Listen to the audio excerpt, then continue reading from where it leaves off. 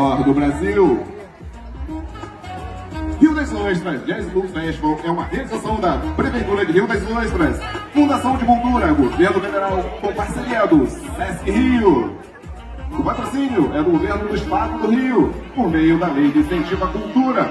Apoio: Valorec, Oceânica, Sindicomércio, Solicite, Unimed, Distatel, O Dia e Band TV.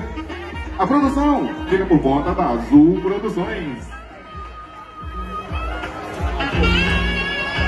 Mais tarde teremos Flávio Guimarães e Blues Brothers fazendo show na Lagoa do Iriri, com participação especial de Fernando Magalhães, do Barão Vermelho. E Serginho Trombone se apresenta no palco da Tartaruga.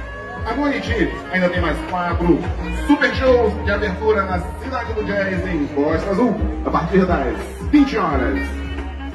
A banda de hoje traz para o festival o som do Sega Jazz, uma mistura do jazz com Sega, o estilo tradicional das Ilhas Maurício, seu país de origem. Se preparem para um show que vai bater lá no fundo da alma.